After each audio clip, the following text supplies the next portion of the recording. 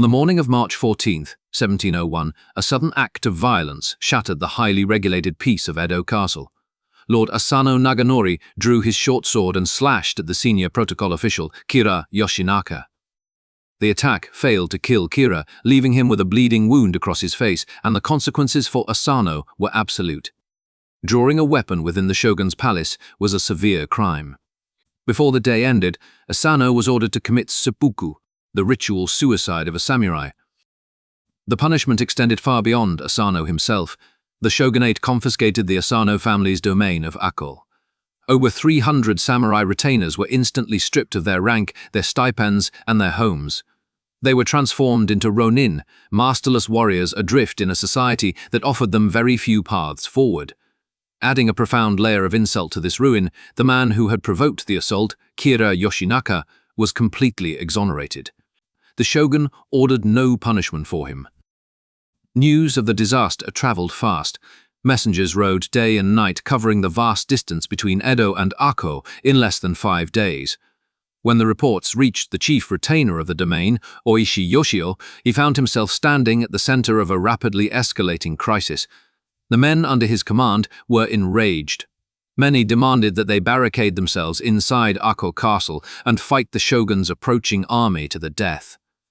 Others argued they should commit mass suicide at the castle gates to protest the injustice of the shogun's ruling. Ōishi Yoshio chose a different path. He exerted total control over his furious men and orchestrated a peaceful surrender of the fortress. He handed over the keys, the weapons, and the ancestral lands to the shogunate authorities without shedding a single drop of blood. To the rest of the country, the Asano clan appeared completely broken. The retainers packed their few belongings and scattered across Japan, seemingly resigned to their miserable fate as outcasts.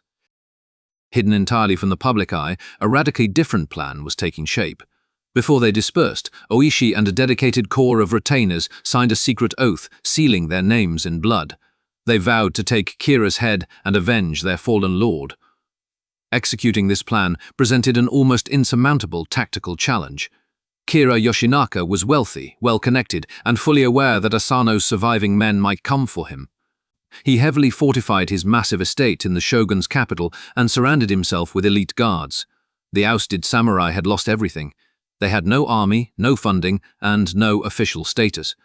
Ōishi Yoshio and his loyal men faced the daunting task of infiltrating the heart of the capital, bypassing a private army and executing a flawless strike, all while being hunted by spies.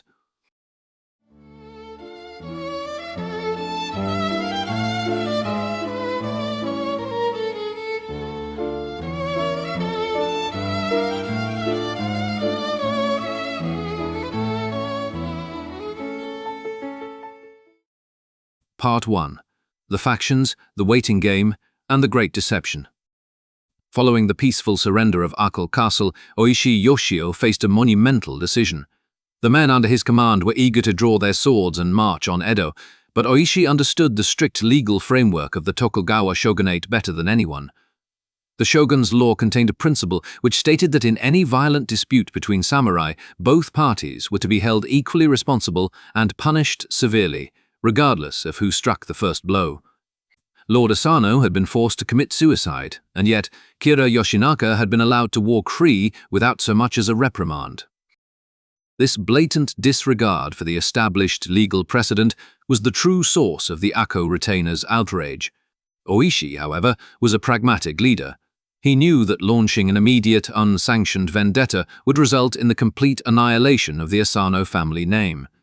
His overriding duty was to the continuation of the clan. Lord Asano Naganori had left behind a younger brother named Asano Daigaku. Ōishi formulated a strategy centered on patience and diplomacy. He believed that if the Ako retainers demonstrated perfect obedience and avoided any further violence, sympathetic lords within the shogun's court might successfully petition for mercy. The goal was to secure a pardon for the family and allow Asano Daigaku to inherit a reduced portion of the domain, thereby preserving the ancestral line and the honor of the clan. For over 14 months, this peaceful bureaucratic effort was the primary focus of Ōishi's leadership. The secret oath of vengeance, signed by the core retainers before they abandoned their castle, remained heavily guarded. It was strictly a contingency plan, an absolute last resort to be triggered only if the Tokugawa government permanently closed the door on their legal restoration. This cautious political approach deeply frustrated a significant faction of the masterless samurai, particularly the men who had been stationed at the Asano clan's estate in the capital city of Edo. These warriors had been geographically closest to the inciting incident. They had witnessed the immediate aftermath of their lord's death and felt the humiliation of the shogun's unfair ruling most acutely. As the months dragged on with no word from the government, these men formed a radical faction demanding immediate, violent retribution.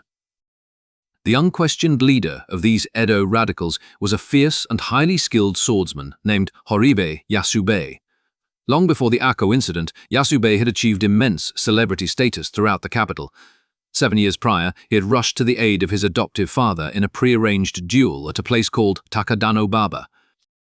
Arriving late and finding his father fatally wounded, Yasube drew his katana and single-handedly struck down 3 enemy swordsmen in rapid succession. This spectacular display of martial prowess and filial piety made him a living legend among the warrior class. He was a man who believed in the absolute, uncompromising interpretation of samurai honor. Yasube argued passionately that waiting for a bureaucratic pardon was a cowardly waste of time. He pointed out a devastating flaw in Ōishi Yoshio's patient strategy. The man I intended to kill, Kira Yoshinaka, was already 60 years old.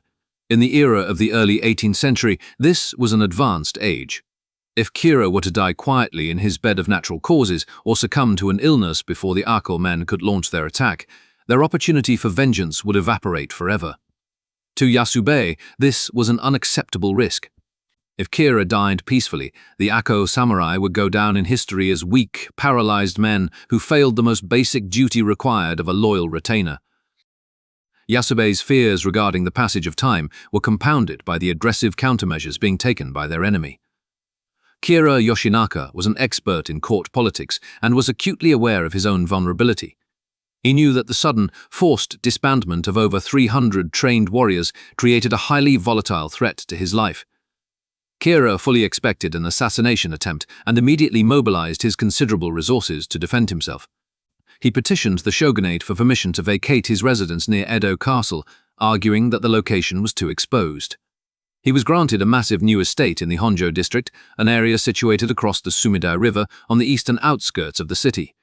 This new location allowed him to heavily fortify his compound, essentially building a private fortress surrounded by high walls and strong gates. Furthermore, Kira possessed a massive strategic advantage through a highly advantageous family alliance. His biological son, Uesugi Tsunanori, had been adopted years earlier into the Uesugi clan. The Uesugi were one of the wealthiest, most prestigious, and most militarily powerful samurai families in the entire nation. Recognizing the danger his father faced, Tsunanori dispatched a large contingent of elite, battle-hardened Uesugi samurai to serve as Kira's personal bodyguard. These men were highly trained soldiers serving as his private army. Kira also utilized his vast wealth to establish an extensive network of spies and informants. He flooded the roads between Edo and Kyoto with agents instructed to monitor the movements of all key Ako retainers, with strict orders to report every single action taken by Ōishi Yoshio. The strategic reality was grim. An immediate, disorganized assault on the Honjo mansion by a band of poorly equipped Rōnin would have been a catastrophic failure. They would be easily identified, intercepted, and slaughtered by the Uesugi guards long before they ever reached Kira's inner chambers. The tension between the cautious leadership headquartered in Kyoto and the hot-blooded radicals organizing in Edo threatened to completely unravel the conspiracy from the inside. In the autumn of 1701, Ōishi Yoshio received alarming intelligence. He realized he was rapidly losing control of the Edo faction. Horibe Yasube and his followers were actively purchasing weapons, studying the layout of the Honjo district, and making concrete preparations for a rogue, unsanctioned strike against Kira. To prevent this premature disaster, Ōishi recognized he had to intervene personally.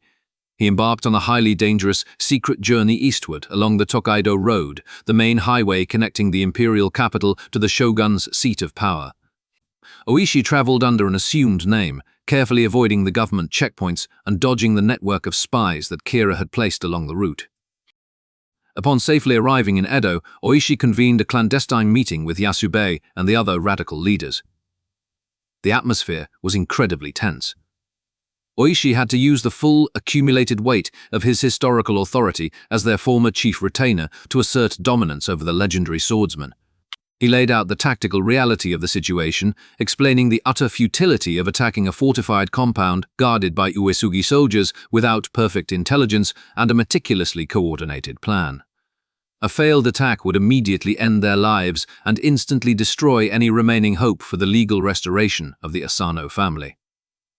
Ōishi demanded absolute patience. He insisted they must hold their positions and wait for the shogunate's final ruling regarding Asano Daigaku.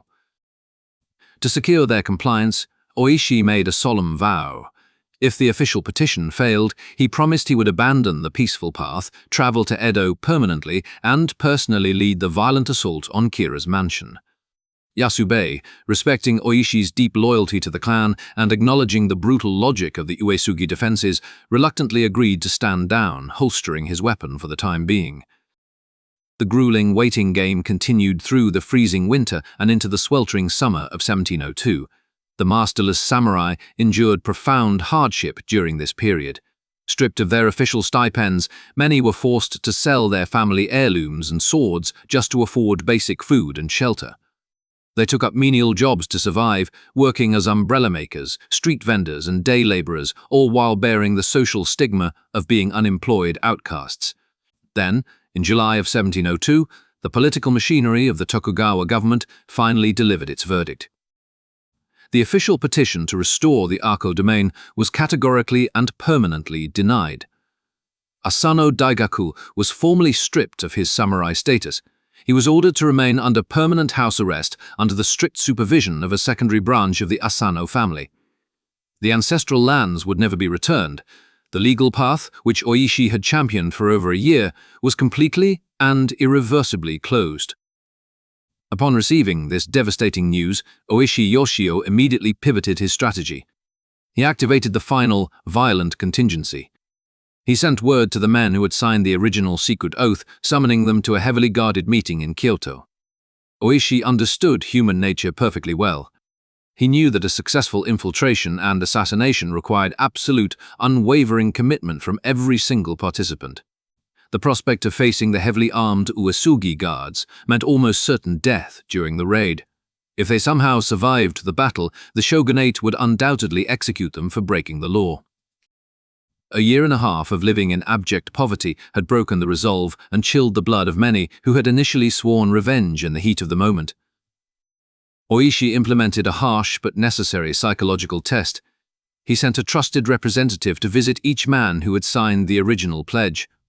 The representative offered to physically return the written oath, thereby releasing the man from his deadly obligation. Ōishi provided them with an honorable way out, allowing them to walk away and return to their civilian lives without facing public disgrace or retaliation from their peers. As expected, the ranks plummeted dramatically.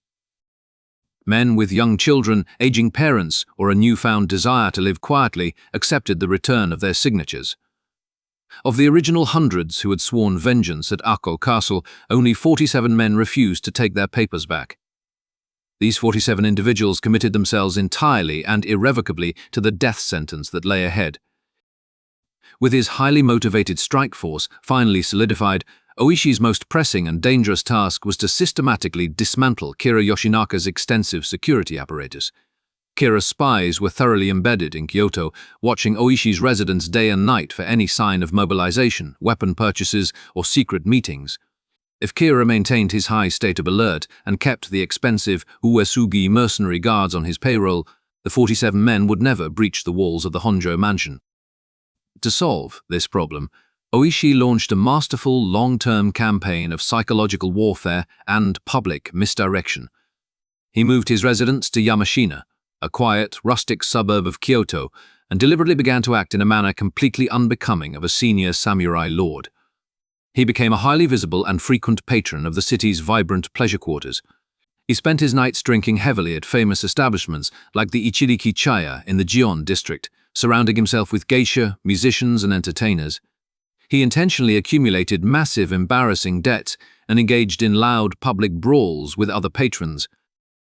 To further sever his ties to his honorable past and build the illusion of his total collapse, Ōishi took the drastic and legally binding step of divorcing his loyal wife of 20 years. He sent her away to live with her family, taking their younger children with her, while keeping only his eldest son, a 16-year-old named Ōishi Chikara, by his side. This heartbreaking action was a strictly documented historical reality, and it served a vital dual purpose. Firstly, it legally separated his family from his own crimes, protecting them from the shogunate's inevitable bloody retaliation once the assassination was carried out. Secondly, it sent a powerful, undeniable signal to Kira's informants. It provided concrete proof that Ōishi had completely abandoned his duty to the Asano clan and had degenerated into a hopeless, broken and dishonorable man. The theatricality and thoroughness of Ōishi's spectacular public downfall quickly became the stuff of legend throughout Japan. One particularly famous story from the period perfectly encapsulates the success of his desperate deception. According to widespread historical accounts, a samurai from the distant Satsuma domain was traveling through Kyoto on business. While walking through the streets, he stumbled upon Ōishi Yoshio lying in the dirt outside a tavern, heavily intoxicated, covered in filth, and passed out in the middle of the road. The Satsuma samurai instantly recognized the former chief retainer. Disgusted by the sight of a high-ranking official who had so thoroughly abandoned his sacred obligation to avenge his dead lord, the Satsuma man flew into a rage. He verbally abused Ōishi, calling him a pathetic coward and a permanent disgrace to the entire samurai class. To emphasize his disgust, the man spat on Ōishi and violently kicked him in the face. A true samurai would instantly draw his blade and kill a man for such a profound insult, yet Ōishi did absolutely nothing to defend himself. He merely groaned and rolled over in the mud, accepting the humiliation in front of a crowd of onlookers. Whether this specific street encounter occurred exactly as described, or if it was slightly embellished by later storytellers, it accurately reflects the exact public perception. Ōishi successfully cultivated a great personal cost. The intelligence reports flowing continuously back to Edo painted a consistent picture of a shattered, pathetic man, utterly incapable of organizing a complex rebellion. Kira Yoshinaka read these detailed reports and finally felt a profound sense of relief. After over a year of constant paranoia, he concluded that the Ako threat had permanently dissolved. Confident in his safety, Kira gradually began to relax his stringent security protocols. He slowly reduced the number of costly uesugi guards stationed at his compound and allowed his remaining security forces to grow complacent. Ōishi's humiliating year-long charade had worked perfectly. He had successfully lowered the defensive shield of their enemy, finally opening the door for the 47 masterless warriors to begin their secret migration eastward, ready to make their final move.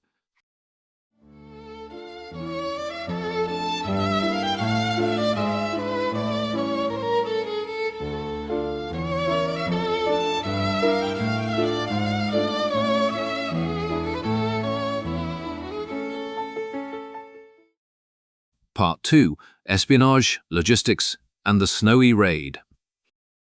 With Kira Yoshinaka completely convinced that the threat against his life had evaporated, the intricate web of surveillance he had maintained for over a year finally dissolved.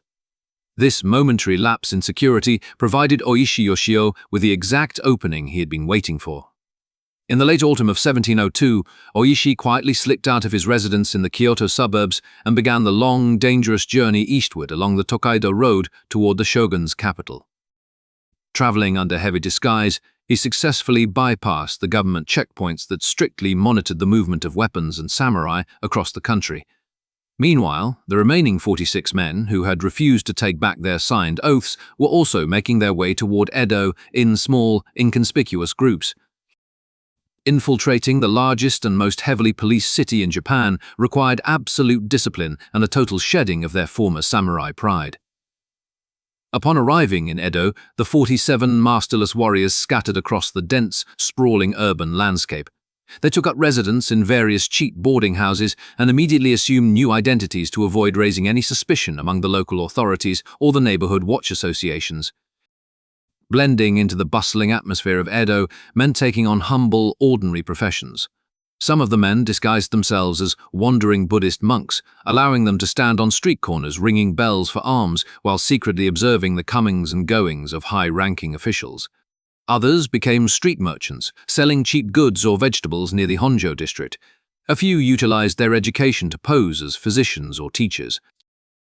By embedding themselves into the lowest rungs of Edo's merchant and artisan classes, they established a highly effective, decentralized intelligence network right outside Kira's heavily fortified walls.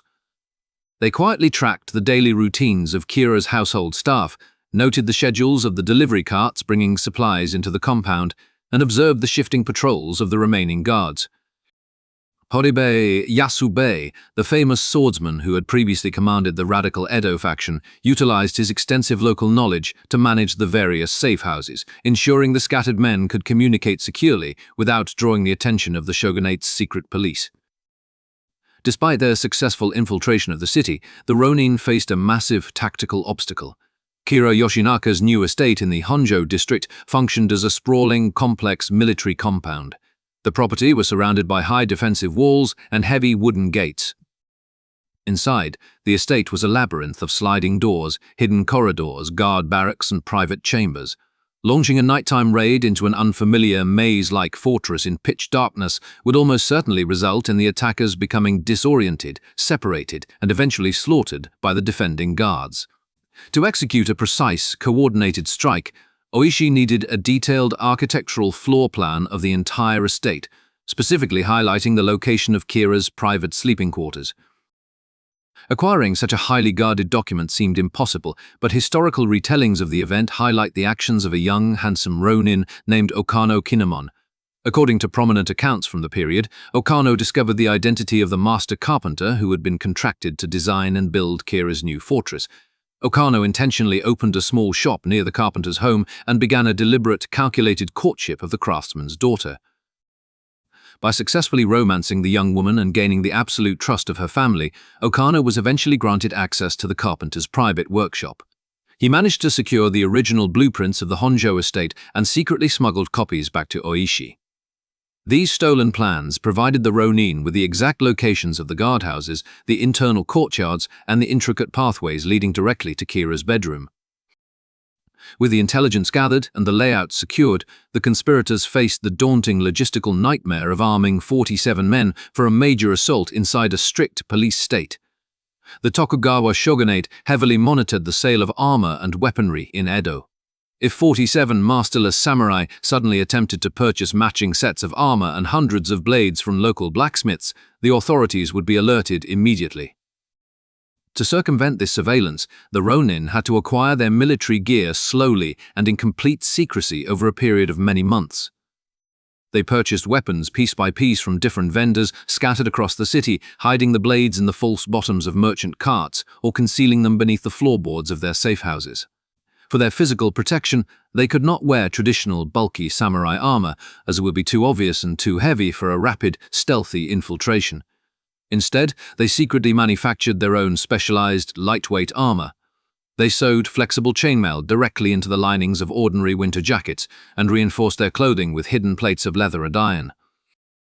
For their outward appearance on the night of the attack, Ōishi chose a highly practical and deeply strategic disguise. The 47 men would dress in the distinctive uniforms of Edo firefighters.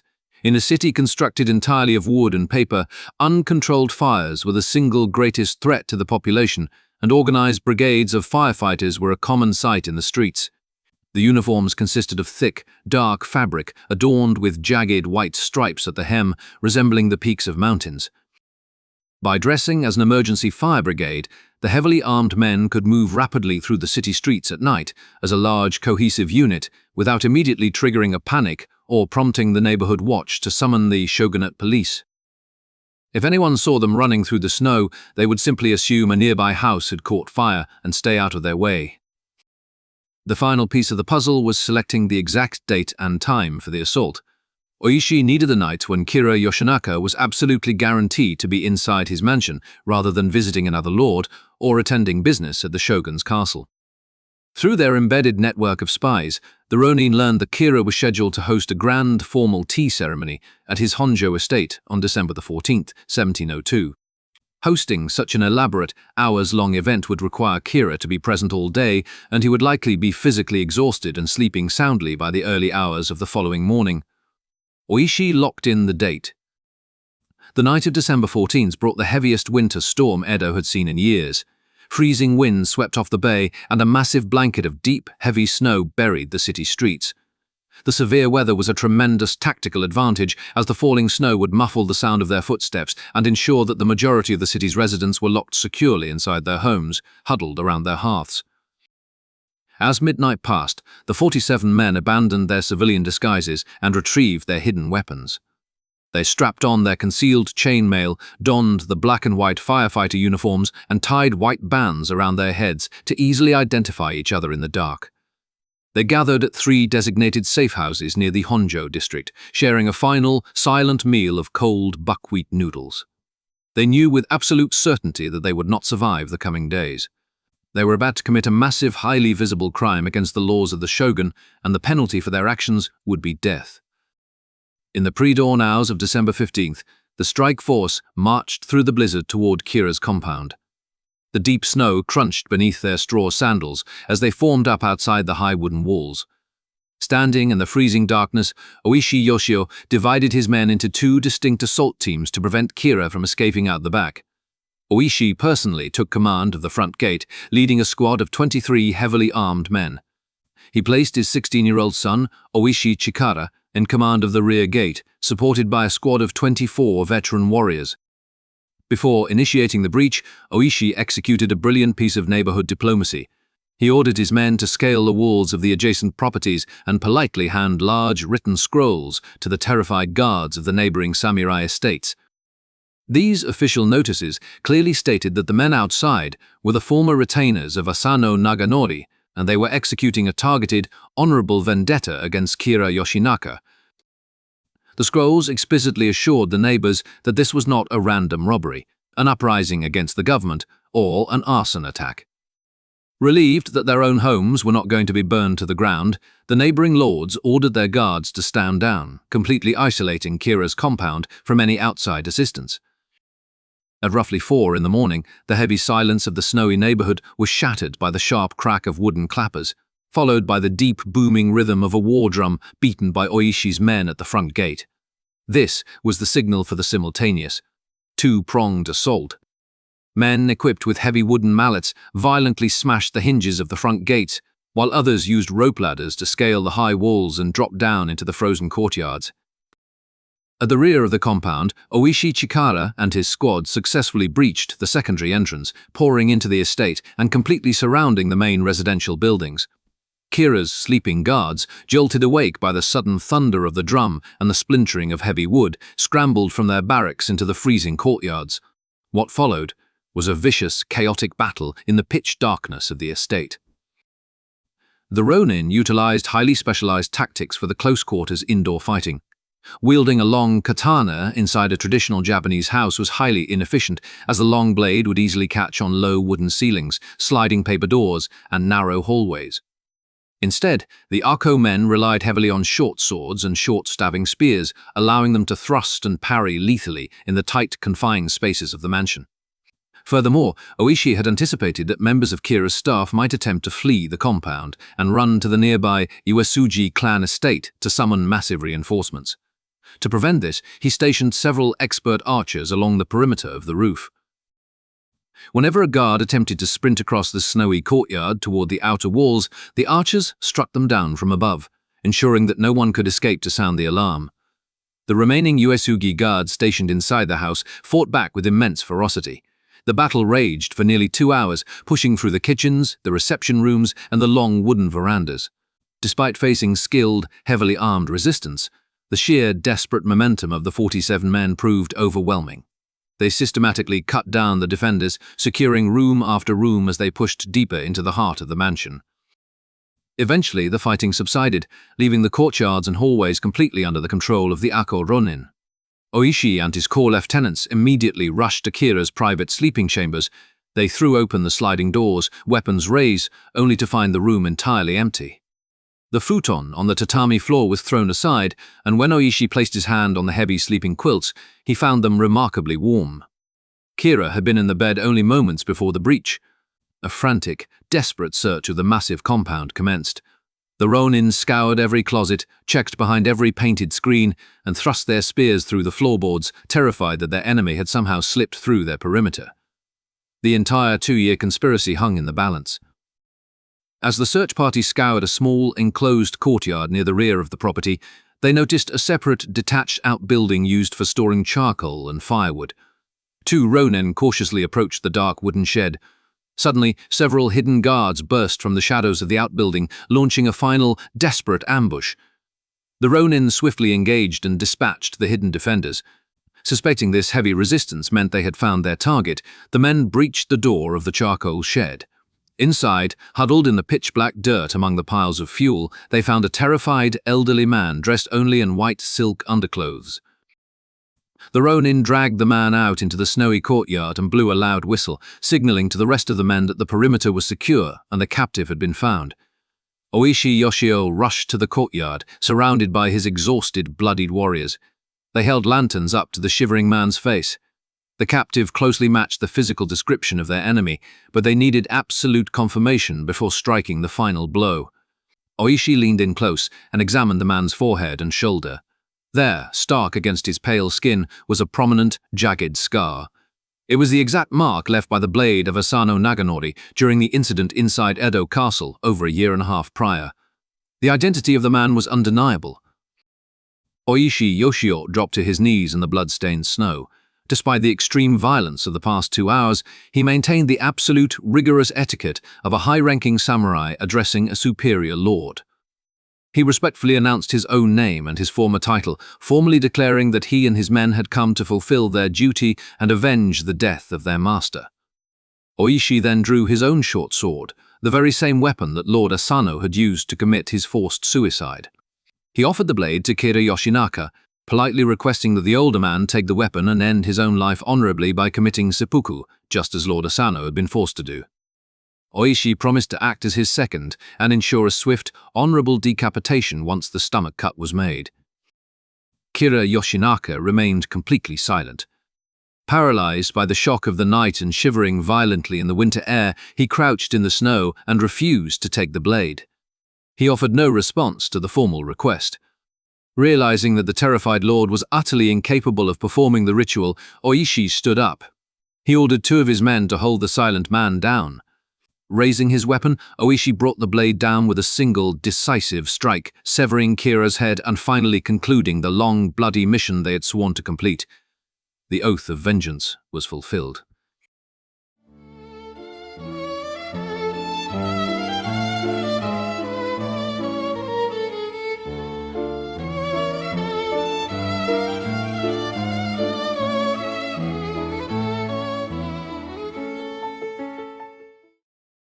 Part 3. The Procession, the Surrender, and the Final Judgment.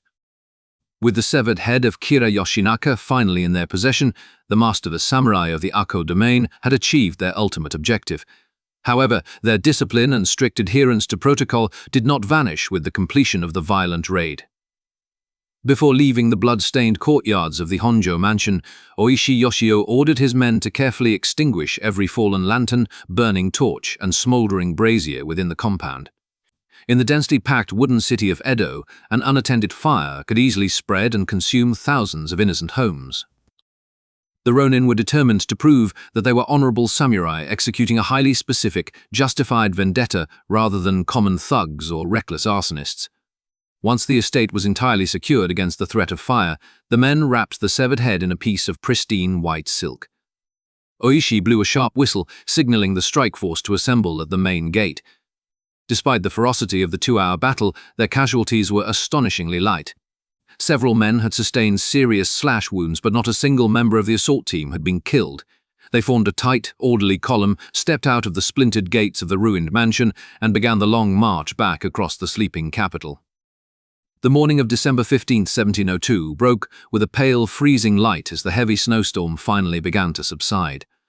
The men faced a grueling journey of roughly 10 kilometers across the city to reach their final destination, the gravesite of their deceased master at Sengakuji Temple in the Takanawa district. As they marched through the deeply snow-covered streets, their black and white firefighter uniforms stained with blood, the citizens of Edo slowly began to wake up. Word of the spectacular nighttime assault spread through the merchant quarters and samurai estates with incredible speed. Residents opened their wooden shutters and stepped out into the freezing streets to watch the solemn procession pass by. The atmosphere was one of profound awe and silent respect. No one attempted to stop them. Even the powerful Uesugi clan, whose elite guards had been slaughtered defending the mansion, chose not to launch a pursuit. By the time the Uesugi military commanders received word of the attack and mobilized their forces, the raid was already over and Kira was dead. Pursuing a heavily armed, highly motivated column of desperate warriors through the crowded streets of the capital would have resulted in massive collateral damage and further humiliation. The Uesugi forces remained in their barracks, allowing the masterless samurai to proceed unhindered. Upon arriving at the gates of Sengaku-ji Temple, Ōishi Yoshio formally requested permission from the head abbot to enter the sacred grounds. The abbot, fully aware of the historical weight of the moment, immediately granted them passage. The exhausted men walked slowly through the temple complex until they reached a small stone well surrounded by snow, heavily laden pine trees. They drew freezing water from the well and meticulously washed the blood and dirt from Kira Yoshinaka's severed head, purifying it for presentation. They then proceeded to the burial site of Asano Naganori. Ōishi knelt before the stone monument. He carefully placed the washed head in front of the grave, alongside the exact same short sword that Asano had used to commit ritual suicide over a year and a half earlier. The weapon had finally been returned to its owner, its bloody purpose fulfilled. The 46 men took turns stepping forward, lighting sticks of incense and bowing deeply in prayer.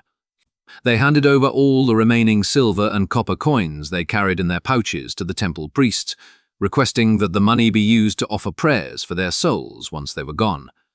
Having completed their spiritual duty, the psychological burden they had carried through 2 years of poverty, deception, and public humiliation finally lifted. As the men gathered in the temple courtyard to await their inevitable arrest, a profound historical mystery emerged, one that remains debated among scholars to this very day. When the roll was called outside the temple, only 46 men answered. The lowest-ranking member of the conspiracy, a foot soldier named Terasaka Kichimon, was entirely missing. Historical sources completely agree that Terasaka was present during the nighttime raid and actively fought inside the Honjo mansion, yet he vanished somewhere along the snowy march to Sengaku-ji. The most deeply entrenched and romanticized theory suggests that Ōishi Yoshio deliberately ordered the young man to slip away in the confusion of the morning. According to this version of events, Terasaka was commanded to travel as a secret messenger to the distant Asano family holding in Hiroshima, carrying the news that the clan's honor had been fully restored. Because he was a common foot soldier and not a full-ranking samurai, some historians argue he would not have been legally permitted to participate in the formal ritual suicide that was sure to follow, making him the perfect candidate to survive and tell their story. However, other strict contemporary government accounts offer a far less flattering explanation. Official reports filed by Ōishi himself simply state that Terasaka absconded, implying that the lowest-ranking member simply lost his nerve at the very last moment and fled into the city to save his own life. Whatever his true motivation, Terasaka Kichimon lived a remarkably long and quiet life, dying of natural causes at the age of 83, leaving the truth of his disappearance permanently obscured by time. While the 46 remaining men rested quietly at the temple, Ōishi dispatched 2 of his most trusted lieutenants to travel to the residence of the great inspector of the shogunate Sengoku Hisanao. The 2 men respectfully turned themselves in, delivering a formal, written statement detailing exactly what they had done, why they had done it, and declaring that they were currently waiting peacefully at Sengaku-ji to be taken into government custody. The shogunate authorities were entirely stunned by the sheer audacity and flawless execution of the plot. Government officials were immediately dispatched to the temple. The masterless samurai offered absolutely no resistance. They calmly surrendered their weapons to the officials and were escorted away under heavy guard. To manage the large group of high-profile prisoners, the shogunate divided the 46 men into 4 separate groups and placed them under the temporary custody of 4 different powerful regional lords, requiring them to be held under strict house arrest within the sprawling daimyo estates in Edo. Ōishi Yoshio and 16 of his closest subordinates were assigned to the magnificent mansion of the Hosokawa clan. The treatment the men received while in custody perfectly illustrated the immense social paradox their actions had created. By the strict letter of the law, they were violent criminals facing execution.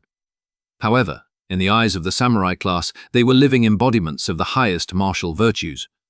Lord Hosokawa Tsunatoshi, the head of the clan tasked with guarding Ōishi, deeply admired the profound loyalty the Ako men had demonstrated. Instead of throwing them into a damp, freezing prison cell, Lord Hosokawa treated them as deeply honored guests. He provided them with warm baths, fresh clothing, and lavish meals featuring expensive fish, 2 kinds of soup, and 5 luxurious side dishes. He ordered his own elite retainers to speak to the prisoners with the utmost respect, constantly praising their absolute dedication to their fallen master. The masterless, impoverished warriors who had spent the last 2 years eating cold rice and hiding in the slums of Kyoto and Edo spent their final weeks living in a state of immaculate comfort and high honor. Meanwhile, behind the heavy wooden doors of Edo Castle, the Tokugawa government was experiencing a massive, unprecedented legal crisis. The ruling shogun, Tokugawa Tsunayoshi, was caught in an agonizing political dilemma. On a personal level, the shogun was deeply moved by the Rōnin's actions. He was a heavily educated man who actively promoted the Confucian ideals of intense loyalty, filial piety, and absolute devotion to one's master. The 46 men had executed these exact philosophical ideals flawlessly. However, the shogun was also the absolute dictator of a country that had only recently emerged from centuries of horrific, chaotic civil war. The foundational principle of the Tokugawa peace was that the central government held a total, uncompromising monopoly on violence. The strict warrior codes explicitly stated that all violent disputes must be settled by the shogunate courts. Unauthorized, vigilante vendettas, no matter how morally justified they seemed, were strictly forbidden. If the shogun pardoned the Ako men and allowed them to walk free, he would be publicly endorsing rogue violence and setting a legal precedent that could easily plunge the nation back into an era of bloody, endless clan warfare. The government debate raged fiercely for nearly 2 months.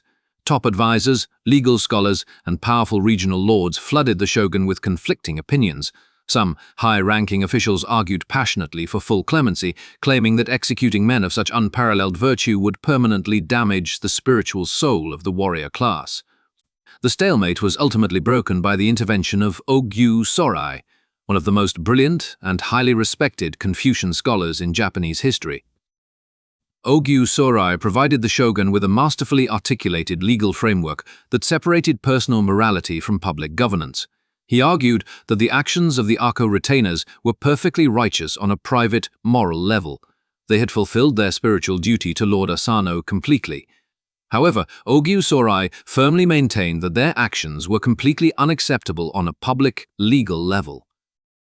They had formed a secret conspiracy, smuggled weapons into the capital, and launched a violent military assault on a high-ranking official without government permission. He argued that if private morality were allowed to supersede the established law of the land, the entire social hierarchy would collapse.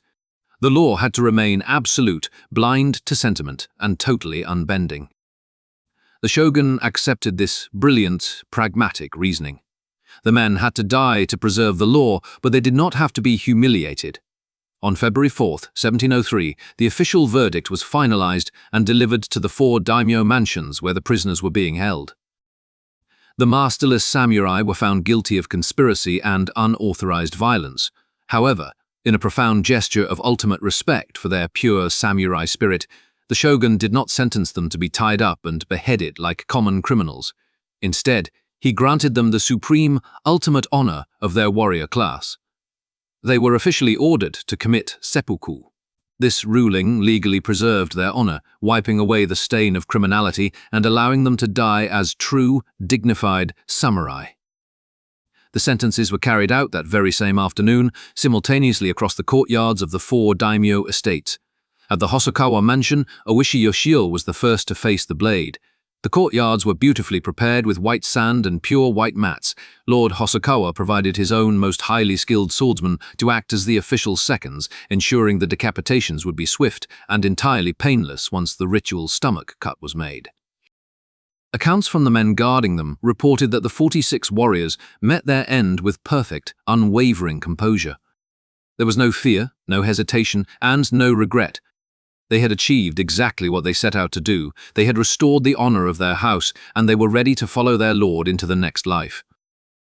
16-year-old Ōishi Chikara, the youngest of the group, died with the exact same stoic grace as his father. By the time the sun set on February 4th, the long, bloody saga was finally over. The shogunate allowed the bodies of the 46 men to be respectfully transported back to Sengakuji Temple. They were buried in a neatly arranged semicircle standing in eternal guard immediately adjacent to the grave of Asano Naganori. The public reaction was instantaneous and overwhelming. Even before the blood had dried on the sand of the daimyo courtyards, thousands of ordinary citizens began flocking to the temple in Takanawa to offer prayers, leave flowers, and burn incense at the newly dug graves. The Tokugawa government had successfully enforced its strict legal codes, but in doing so, it had elevated the 47 masterless samurai into immortal cultural icons. They ceased to be mere historical figures and instantly transformed into the absolute, enduring symbol of loyalty and sacrifice in Japan, establishing a legacy that would see the smoke of burning incense rise continuously over their headstones for centuries to come.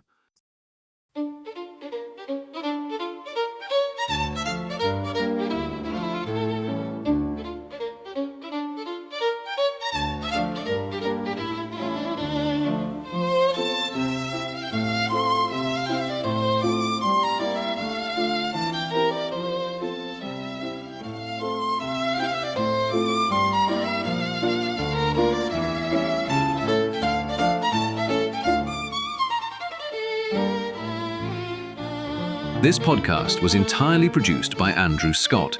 If you have any suggestions for topics or improvements, please get in contact.